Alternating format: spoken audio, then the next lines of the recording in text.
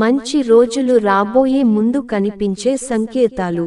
మన చుట్టూ జరిగే పరిస్థితులు మనకు కొన్ని సంకేతాలు మనకు అందిస్తూ ఉంటాయి.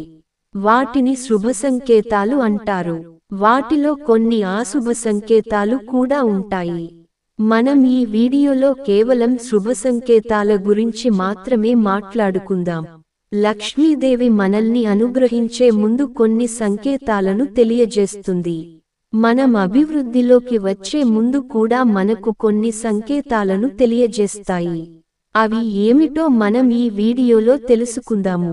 ఇప్పటివరకు మీరు కనుక మా ఛానల్ని సబ్స్క్రైబ్ చేయకపోయి ఉంటే దయచేసి సబ్స్క్రైబ్ చేయవలసిందిగా ప్రార్థిస్తున్నాము. 1. దీపారాధన చేసినప్పుడు దీపం నుంచి కొన్ని చిన్న చిన్న శబ్దాలు వస్తాయి.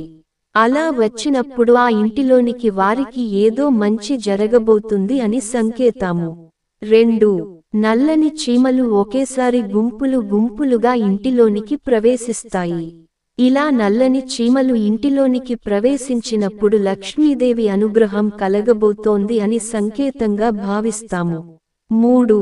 దీపారాధన చేసేటప్పుడు కొబ్బరికాయను కొట్టడం మన పూజ ఆచారాలలో ఒకటి.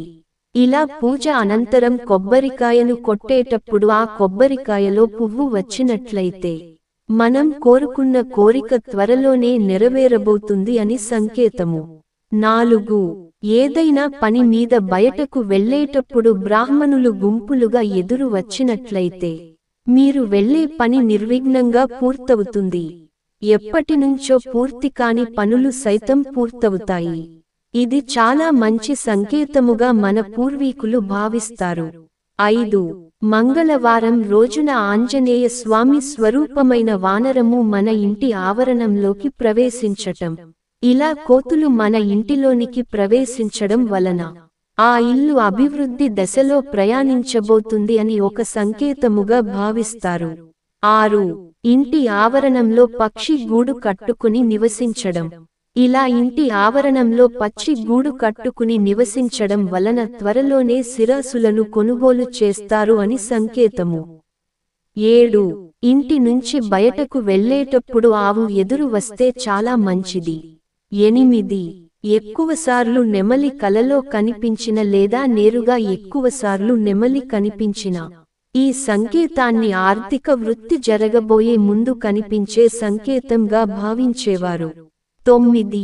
పూజ చేసిన అనంతరం దేవుని పూజించిన పుష్పాల నుండి ఏదో ఒక పుష్పం కిందకి జారిపడటం. ఇలా పుష్పం కిందకి జారి పడటం వలన మీరు చేసిన పూజ విజయవంతం అయినది అని ఒక సంకేతము. త్వరలోనే మీరు కోరిన కోరిక నెరవేరుతుంది.